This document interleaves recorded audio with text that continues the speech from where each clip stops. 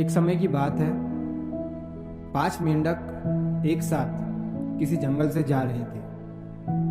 चलते चलते उन मेंढकों में से 3 मेंढक एक बड़े से गड्ढे में गिर जाते हैं। 5 में से 3 मेंढक गड्ढे में गिर गए तो ऊपर 2 बचे।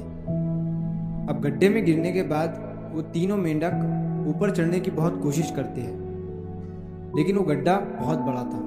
उस गड्ढे से बाहर निकलना इतना आसान नहीं था।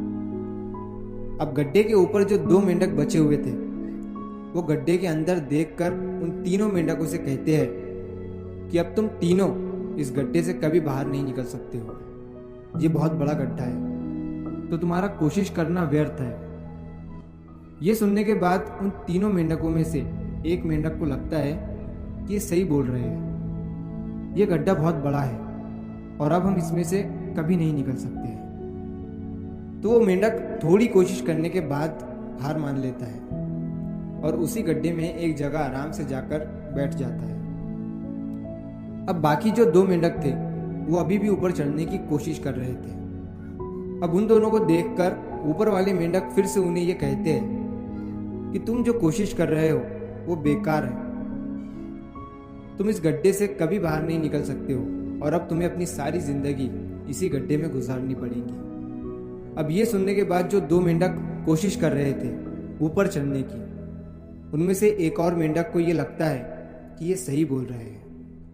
अब हम इस गड्ढे से कभी बाहर नहीं निकल सकते हैं और वो भी हार मानकर बैठ जाता है। लेकिन अभी भी उनमें से एक मेंढक ऊपर चढ़ने की कोशिश कर ही रहा था।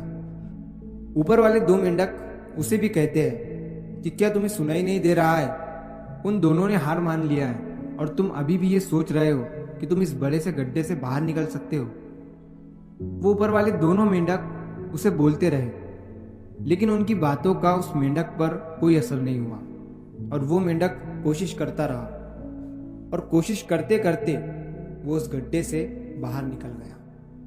अब उसे वो सारे मेंढक देख रहे थे कि ये बाहर कैसे निकल गया।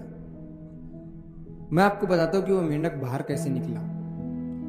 वो मेंढक इस बड़े गड्ढे से इसीलिए बाहर निकला क्योंकि वो मेंढक बहरा था, उसे कुछ सुनाई नहीं देता था।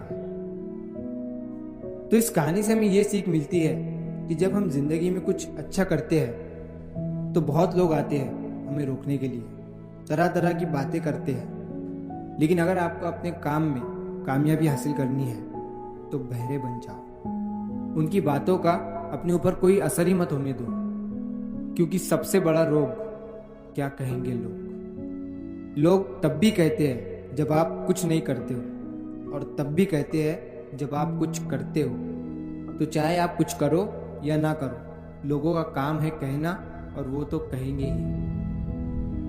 तो अगर आप इस कहानी को और भी लोगों तक पहुंचाना चाहते हो तो इस वीडियो को लाइक करो ताकि YouTube इस वीडियो को और भी लोगों तक पहुंचाए।